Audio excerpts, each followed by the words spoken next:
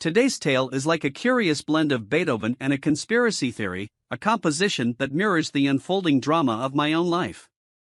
It feels like I've stumbled into a thriller movie or perhaps a poorly scripted soap opera, complete with the ominous backdrop of piano music. And not just any piano music, precise piano notes that seem to underscore the dissonance in the air. The stage is set with my son's weekly piano lessons, a seemingly ordinary affair.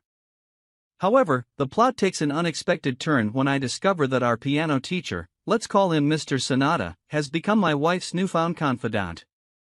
They appear to be hitting the right notes together, if you catch my drift. After our son's lessons, I've noticed an unusual amount of time spent at Mr. Sonata's house. My wife insists it's because our son enjoys playing with Mr. Sonata's kids, a seemingly innocent explanation. Yet, this implies my wife and Mr. Sonata are alone in the house, especially when his wife conveniently happens to be at work. This scenario strikes a dissonant chord in my brain. Not because I inherently distrust them, but because it's an unusual situation. The plot thickens when my son drops a comment that they were late because mom spent a lot of time in their bathroom. Now, for the record, my wife would sooner face a grizzly bear than engage in such personal matters at someone else's house. So, what could she be doing in there? Perhaps discussing the profound nature of life or the chaos of existence. Unlikely, but one can hope. In my attempt to play a bit of Sherlock, I decided to confront my wife about her extended bathroom sojourns. Instead of a clear response, I was met with noticeable tension. This isn't a Dostoevsky novel, it's real life. But her reaction spoke volumes. The piece de resistance came when I brought up Mr. Sonata's wife.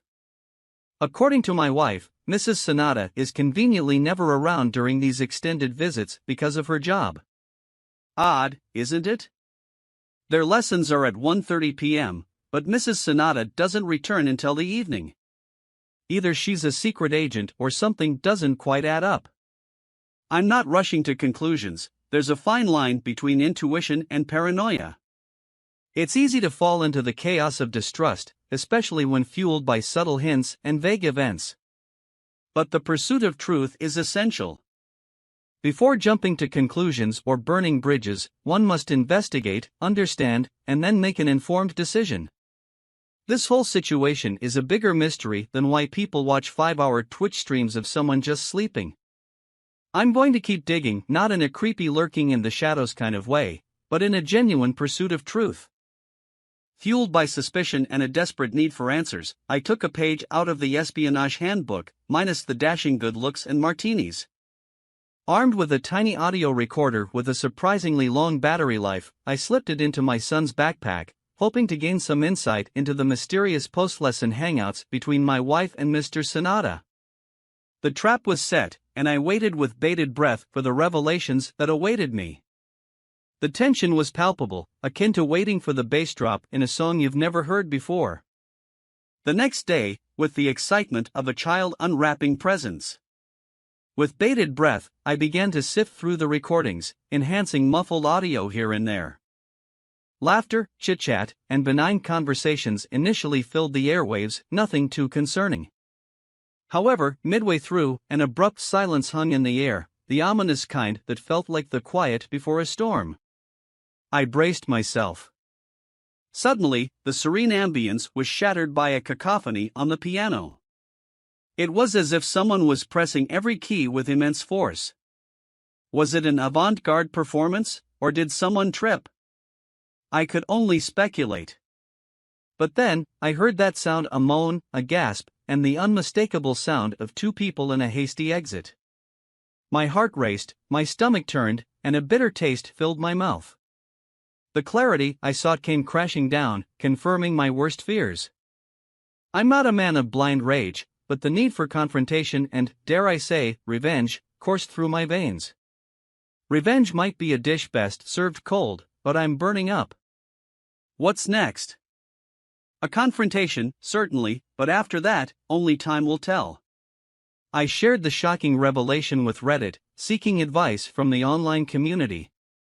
Responses were divided, some urged caution, emphasizing the potential for misunderstanding, while others advocated for swift action, convinced that the evidence was clear as day.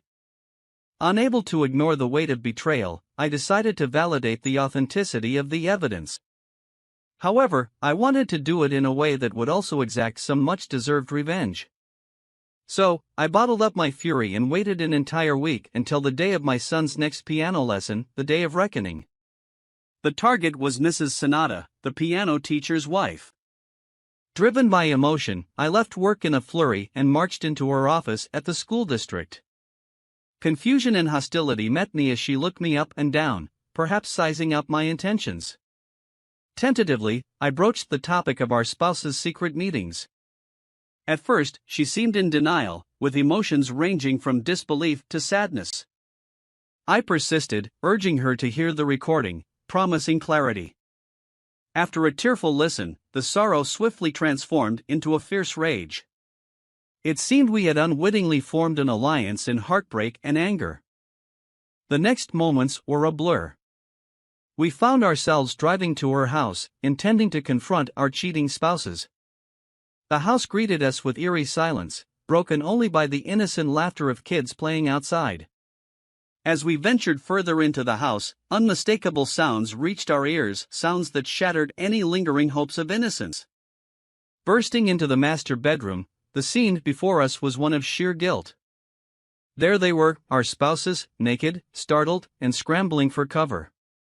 A maelstrom of emotions swirled inside me, with anger being the most dominant. The room exploded in chaos, Mrs. Sanada hurling objects at her husband while I unleashed a torrent of words on my wife. In a fit of misplaced anger, the piano teacher threw something, accidentally hitting me. Red with rage, I couldn't restrain myself. I unleashed a flurry of blows onto him, ensuring he felt every ounce of pain I did. Somehow, I managed to keep the shots to his body, thinking of the children and how they didn't need to see their father with a messed up face. His trauma hidden mainly in his rib cage.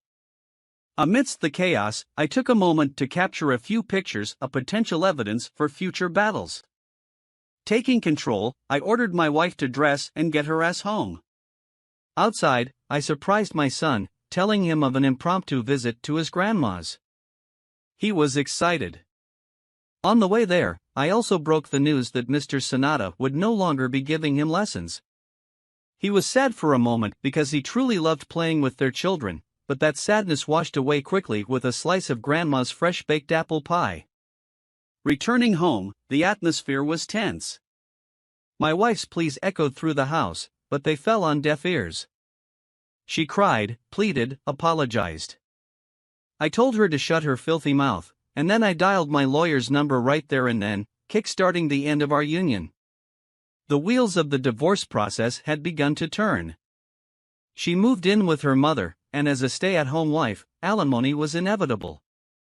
As the tumultuous events unfolded, Mrs. Sanada, too, found herself on the path of divorce. A call from her revealed the effort she had made to salvage their family through counseling, but in the end, her husband's behavior proved insurmountable, leading her to insist on a divorce. In the aftermath, as the dust settled in my own life, custody of our son became equally shared. Each exchange with my now ex-wife was marked by polite indifference, and the woman I once loved felt like a complete stranger. It made me question if I ever truly knew her at all. This painful journey has reshaped my perspectives on love and trust. While the future remains uncertain, one thing is clear: I'll be wary of piano lessons. The innocence of music tainted by the echoes of betrayal and broken trust. And so, there you have it, folks, another marriage gone down in the flames of infidelity. The narrative serves as a stark reminder of the fragility of trust, the complexities of relationships, and the painful aftermath of discovering the unraveling of a once seemingly harmonious life. Dear listener, if you have reached this far, please click on the subscribe button. It will be a great help.